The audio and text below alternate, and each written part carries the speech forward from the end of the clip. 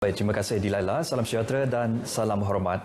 Sarawak akan melibatkan golongan pakar dan profesional dalam usaha menubuhkan dana kekayaan berdaulat Sarawak yang bertindak sebagai penampan semasa krisis kewangan. Ketua Menteri Datuk Patinggi Abang Johari Tun Apeng berkata, penglibatan golongan berkenaan penting bagi Sarawak untuk mencari model terbaik sesuai untuk dilaksanakan.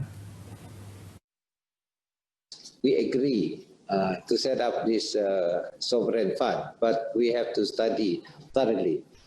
First is there must be a framework on how to manage the fund. And number two is the question of transparency. Yes, is important. And the third is trustworthy fund managers. They can look after our investment under the sovereign fund. Datuk Patinggi Abang Johari yakin dana itu nanti akan memberi pendapatan kepada Sarawak dan rakyatnya pada masa akan datang ke arah menjadikan Sarawak negeri berpendapatan tinggi menjelang 2030.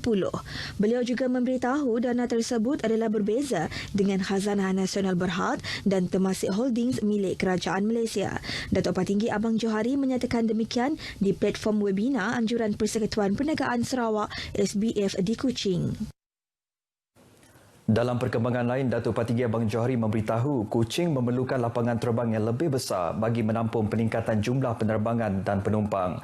Beliau berkata lapangan terbang antarabangsa Kuching dijangka mengalami kesesakan dalam tempoh 2 tahun akan datang dan tidak mampu menampung peningkatan tersebut. Jelasnya adalah penting bagi kerajaan untuk tampil dengan rancangan baharu untuk membesarkan lapangan terbang itu bagi memastikan ia berpotensi membawa masuk lebih banyak penerbangan pada masa akan datang. Mengenai perancangan Sarawak mempunyai penerbangan sendiri, Datuk Patinggi Abang Johari berkata Sarawak akan melihat kemungkinan tersebut. Tambahnya, pendekatan yang sesuai akan diambil dalam usaha menghubungkan Sarawak dengan destinasi-destinasi yang strategik seperti Hong Kong, Korea, Jepun dan Australia. Sarawak merupakan negeri pertama di negara ini yang menyahut cabaran melaksanakan amalan baik peraturan GRP dan analisis impak peraturan RIA serta berjaya mengeluarkan dasar pembangunan dan pelaksanaan peraturan SPDIR peringkat negeri pada Mei tahun lalu. Setiausaha Kerajaan Negeri Datuk Amar Jaul Samayon berkata, untuk itu Sarawak telah menjalankan 11 projek perintis di bawah inisiatif GRP dan 6 projek di bawah RIA. Jelasnya, SPDIR dilaksanakan bertujuan menggalakkan proses kawaselia yang berkesan, cekap dan amanah serta bagi mencapai kepaduan peraturan dan dasar yang lebih besar di seluruh kementerian dan agensi kerajaan. Datuk Amar Jaul menyatakan demikian ketika berucap merasmikan seminar GRP yang diadakan secara dalam talian menerusi webinar Anjuran Perbadanan Produktiviti Malaysia MPC. Tambahnya, dalam proses pembuatan peraturan, perundingan atau penglibatan awam adalah salah satu elemen penting dan merupakan ciri utama dalam pembuat dasar yang berkesan. Beliau berkata, mendengar keprihatinan dan maklum balas pemegang taruh dapat menjadi sumber informasi penting kepada kerajaan di mana keputusan dasar dapat dicapai. Oleh yang demikian, pelibatan aktif dalam proses perundingan penting untuk memastikan kualiti peraturan yang baik dapat dibangun, meningkatkan kepatuhan dan mengurangi beban kepada kerajaan dan pemegang taruh. Terdahulu berucap dalam majlis yang sama, Ketua Pengarah MPC Datuk Abdul Latif Haji Abu Seman percaya pembangunan dan pelaksanaan GRP boleh dipertingkat melalui pengukuhan usaha dan kerjasama antara kementerian, jabatan dan agensi kerajaan bagi memastikan dasar perpaduan di semua peringkat. Jelas beliau, satu lagi pencapaian penting dalam mengukuhkan GRP adalah mewujudkan mekanisme pelibatan pembangunan dasar inovatif untuk membentuk teknologi baru.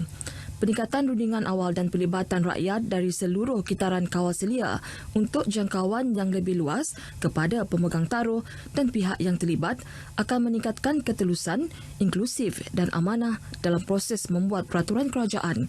Penglibatan tersebut dilakukan secara aktif melalui satu portal dikenali Perundingan Awam Bersatu UPC untuk mendapatkan maklum balas orang ramai mengenai prestasi peraturan yang ada dan penetapan peraturan baru. Sehingga Oktober lalu, portal itu mencatatkan jumlah pelawat seramai 242,658 orang dan jumlah pengguna berdaftar telah mencapai 14,355 orang. Angkatan Pertahanan Awam Malaysia APM Sarawak bersedia mengerahkan para sukarelawan tambahan untuk menghadapi musim tengkujuh kali ini.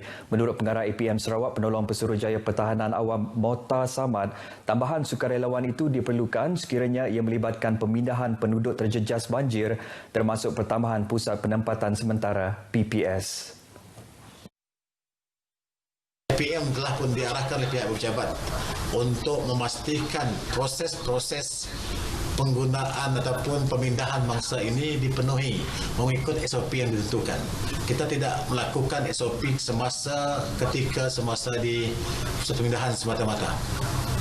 Kita pastikan proses pengambilan itu, pemindahan itu digunakan contohnya di ketika mana dalam lori, dalam pengangkutan, dalam kenderaan kita juga kita memastikan ada SOP itu dipenuhi, diikuti. Beliau menambah jumlah anggota tetap termasuk sukarelawan semasa adalah seramai 1,200 orang dan boleh dipertingkat sehingga 3,000 anggota seperti tahun 2015 ketika Sarawak dilanda banjir besar. Mokhtar ditemui RTM selepas mengadakan mesyuarat persediaan APM secara dalam talian di Kuching. Mesyuarat berkenaan bertujuan bagi memastikan bekalan logistik dan kesiapsiagaan anggota APM untuk musim tengkujuh ini. Ikatan Tali Persaudaraan tetap kukuh meskipun berbeza kawasan penempatan rumah panjang. Itulah yang ditunjukkan oleh komuniti Umar Sambub Batu Pilau dan Umar Sambub Long Semutut Belaga. Bagi masyarakat Kenyah Umar Sambub, meskipun tidak digalakkan membina penempatan baru, namun atas faktor pertambahan jumlah keluarga, selain ancaman bencana alam, pembukaan penempatan rumah panjang yang baru amat diperlukan. Menurut Menteri Muda Bekalan Elektrik Luar Bandar yang juga adun Dewan Undangan Negeri Belaga, Datuk Liwan Lagang, berpisah kawasan penempatan rumah panjang bukan bererti putus tali persaudaraan. Supaya Batu Pilau Semutut itu masih dikenali dengan satu saja ungkapan Umar Sambub. Umar Sambub. Saya amat gembira kerana di Batu Pilau mereka mengekalkan Umar Sambub. Inilah tradisi kita orang Ulu. Beliau berucap dalam Majlis Adat Menjai Kelepok Ujo antara Umar Sambub Batu Pilau dan Umar Sambub asal Long Semutut.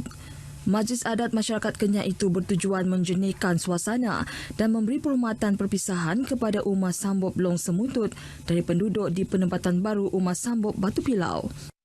Kelepok Ujo ni, sudahlah kamu keluar dari rumah lama, buat tempat yang baru.